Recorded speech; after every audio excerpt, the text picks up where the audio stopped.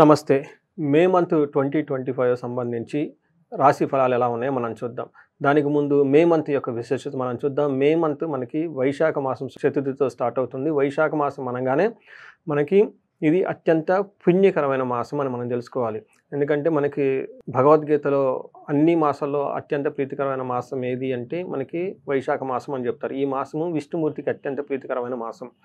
ఈ మాసంలో మనం ఎలాంటి దాన ధర్మాలు చేసినా గానీ వాటి యొక్క ఫలితము అత్యంత ఉన్నతంగా ఉండి మనకి విష్ణులోకం సిద్ధిస్తుంది అని చెప్పేసి శాస్త్రాలు చెప్తూ ఉంటారు. రకరకాల పూజలు, హోమాలు అవన్నీ కూడా నిశ్చయించబడి ఉన్నాయి. అందులో ముఖ్యంగా ఈజీగా, సింపుల్ అందరుగా చేయగలిగేది ఒకటేమంటే ఉదక దానం అంటారు. ఉదకం అంటే మంచినీళ్ళు. మంచినీళ్ళు గనుక మనం దానం చేస్తే వాటి యొక్క ఫలితం ఎంతో ఎన్నో రెట్లు ఉన్నతంగా ఉండి మీలో ఉన్న దోషాలు ఏమైనా ఉన్నా కానీ పోయేసి విష్ణులోక ప్రాప్తి కలిగిస్తూ ఉంటుంది. ఎప్పుడైతే మనం విష్ణుమూర్తికి ప్రీతికరంగా ఉంటామో, విష్ణుమూర్తి దగ్గర లక్ష్మీదేవి కూడా ఉంటుంది కాబట్టి అష్టైశ్వర్యాలు సిద్ధించి ఎంతో ఉన్నతంగా ఎదుగుతారు. అయితే పూర్వకాలం మనకి చలివేంద్రాలను పెట్టేవాళ్ళు కాబట్టి ఈ రోజుల్లో మనకు అంత కష్టతరంగా ఉంటుంది కాబట్టి ఆర్ఓ ప్లాంట్స్ కానివ్వండి, లేదంటే బాగా దాహంగా ఉన్న వాళ్ళకి వాటర్ మనకి బాటిల్స్ కానీ అవన్నీ ఇచ్చేస్తే చాలా బాగుంటుంది. చక్కగా కారులో ఒక కేస్ కానీ ఏదన్నా పెట్టుకొని అందులో ఒక బాక్స్లో ఈ వాటర్ బాటిల్స్ పెట్టుకొని ఎవరైనా దాహం కనుక మీకు కనిపిస్తే ఎండలో ఉంటున్నా కానీ వాళ్ళకి ఈ వాటర్ని కనుక దానం చేస్తే ఎంతో పుణ్యం వస్తుంది.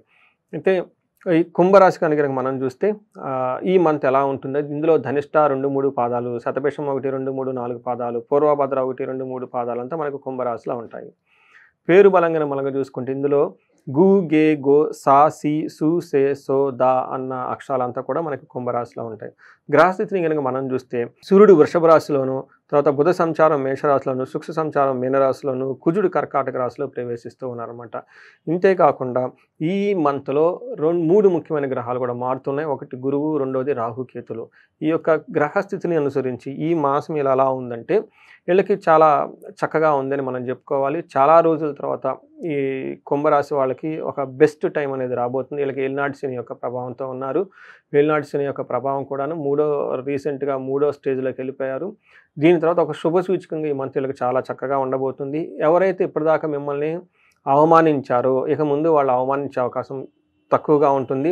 సంపదలు బాగా వస్తాయి. విత్త సిద్ధి, ధనప్రాప్తి చాలా బాగుంటుంది. ఎనిమీస్ మీకు ఎవరైనా గనక ఉంటే వాళ్ళు మిమ్మల్ని ఏమీ చేయలేరు. వాళ్ళకి మీ నుంచి దూరంగా వెళ్ళిపోతారు. ఇది మనకు కుంభరాశి ఈ మంత్లో ఉన్న హైలైట్స్.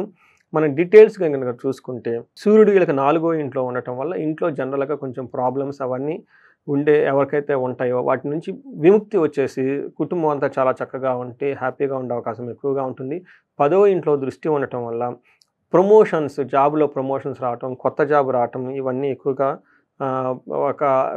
ఒక బెస్ట్ టైం వీళ్ళకి రాబోతుందని మనం చెప్పుకోవాలి. సూర్యుడు మంచి యోగ్యతను ఇస్తూ ఉన్నారు.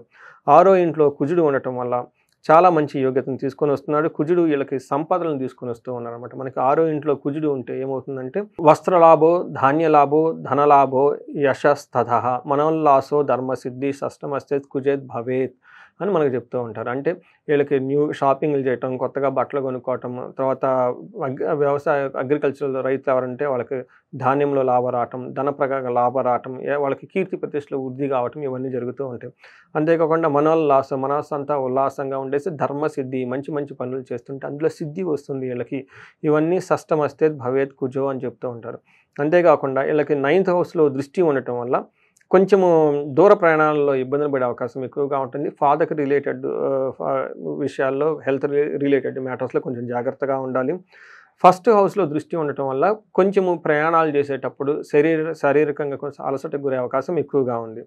తర్వాత వీళ్ళకి 2వ ఇంట్లో శుక్రుడు ఉండటం వల్ల విశేషంగా యోగ్యతను ఇస్తూ ఉంటారు. 2వ ఇంట్లో శుక్రుడు ఉండటం వల్ల కుటుంబ సౌఖ్యం, ఆరోగ్యం, స్త్రీ సల్లాపం, యశత్కరం, దేహ సౌఖ్యం, వస్త్రలాభం, ద్వితీయ స్థానికే భృగు అని మనకు మహర్షులు సంస్కృతంలో చెప్పారు. దీని ప్రకారం కుటుంబ సౌఖ్యం, వీళ్ళ కుటుంబం అంతా చాలా సౌఖ్యంగా ఉంటుంది, ఆరోగ్యంగా ఉంటారు. స్త్రీ సల్లాపం అంటే లేడీస్తో చక్కగా మాట్లాడి వీళ్ళకి కావాల్సిన విషయాన్ని కానివ్వండి, తర్వాత వాళ్ళ నుంచి ఏమైనా సపోర్ట్ కానీ చక్కగా తీసుకోవచ్చు. అదే లేడీస్ అయితే పురుషుల ద్వారా వాళ్ళకి చక్కగా మాట్లాడి అంతకుముందు ఏమన్నా భేదాభిప్రాయాలు ఏమన్నా ఉంటే అవన్నీ తొలగిపోయి ఒక మంచి అండర్స్టాండింగ్తో ముందుకెళ్ళే అవకాశం ఎక్కువగా ఉంటుంది. యశత్కరం అంటే కీర్తి ప్రతిష్టలు ఎక్కువగా ఉంటాయి. దేహ సౌఖ్యం, శారీరకంగా చక్కగా ఉంటారు, బట్టలు అవన్నీ కొనుక్కుంటారు, చక్కగా ఉంటారని చెప్పేసి మనకు చూపిస్తుంది.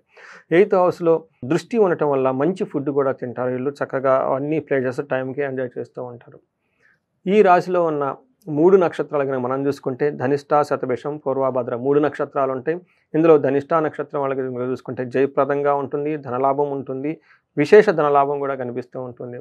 ఛాలెంజెస్ గనుక చూసుకుంటే వీళ్ళకి బంధనము, ధనహీనత చూపిస్తూ ఉంది. శతభిష నక్షత్రం వాళ్ళకి జయప్రదంగా ఉంటుంది, ధనలాభం ఉంటుంది, మృష్టాన్నము, ధనలాభము చూపిస్తుంది. వీళ్ళకి ధనహీనత, బంధనము అన్న ఒక 2 నెగెటివ్ ప్రతికూల పరిస్థితులు ఉన్నాయి. పూర్వాషాఢ, భాద్ర నక్షత్రం వాళ్ళకి ఐశ్వర్యవంతంగా ఉంటుంది, జయప్రదంగా ఉంటుంది, ధనహీనత ఎక్కువగా ఫేస్ చేస్తూ ఉంటారు, ధనలాభం ఉంటుంది, మృష్టాన్న భోజనం చక్కగా పార్టీలు, ఫంక్షన్స్ అన్నీ అటెండ్ అయ్యి హ్యాపీ ఎంజాయబుల్గా ఉండే అవకాశం కూడా చాలా ఎక్కువగా ఉంటుంది. వీళ్ళకి దీనితో పాటు ధనిష్ట నక్షత్రం వాళ్ళకి స్త్రీ నాశనం, బుద్ధి నాశనం అని చెప్తారు. శతభిష నక్షత్రం వాళ్ళకి బుద్ధి నాశనం అంటే సరైన డెసిషన్ తీసుకోకుండా రాంగ్ డెసిషన్ తీసుకుని ఇబ్బంది పడే అవకాశం ఎక్కువగా ఉంది.